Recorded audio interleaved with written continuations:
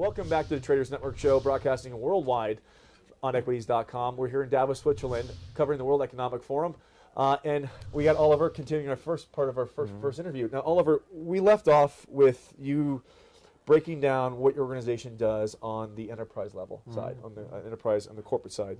Let's talk about a little bit what you do for financial institutions, funds, investment banks, those sorts of things. You help these organizations find a way to dip into the blockchain industry. Exactly. We developed a methodology called DLT 360, where we have a 360 view on those projects in the field, in the distributed ledger economy, and advise them in which projects to invest. And how did you come up with that?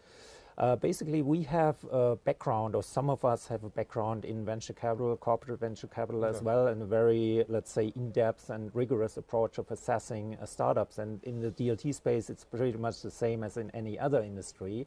You have to look at what this team is really trying to accomplish and whether they solve a real problem and whether the tech is good. Right, right. You know what? So we're in Davos. This is the World Economic Forum. Let's talk a little bit about where the Goldilocks sectors are. Like the Goldilocks, what industries right now would you be guiding in financial institutions to be looking at? You know, we've seen a lot of use case scenarios, you know, rise and fall, typically because they've got their front end solution, but necessarily the back end solution. And we had a conversation prior to this talking about there needs to be a hybrid between the two, that there's an opportunity to consolidate.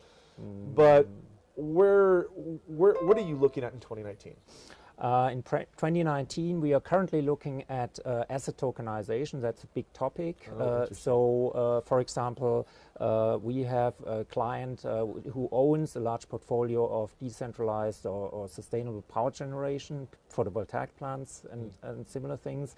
And they want to basically open that up for new liquidity by tokenizing these assets. And how far away do you think they are from that? From getting there? It's probably the infrastructure to do that is currently being built with smaller exchanges like Stuttgart Börse in Germany. Right. That's maybe half a year away. So and by that time, we're talking before the end of the year. Yeah, I think we will see the first products being launched. The big topic is there really now a big market? I doubt that there will be a huge market, but we will see the first projects being launched. You know, there's an argument to be made that the only way the blockchain on the tokenization side is going to be able to be deployed is by monetizing existing networks. So instead of trying to aggregate users into an ecosystem, you take a current ecosystem and you deploy a monetization marketplace within those. And so the organizations then market to their existing customers. And that's what Facebook is doing, for example, or tries to do. Well, there we go. That's it. That's it. Well, listen, I'd love to have you back before we head out of here. I don't know what your schedule looks like, but I'd love to have you back. We get to cut to a commercial break in a minute. Is there anything else you'd like to bring up? Well, I think crypto collapse, blockchain is great. There you go.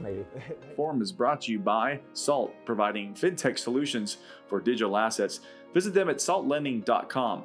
Special thanks to Russia House and rosscongress.org for hosting our show here in Davos in the World Economic Forum. And a special shout out to Burst IQ for their expert commentary in blockchain and technology. And thank you, 1-800 Public Relations, for all your PR and media support.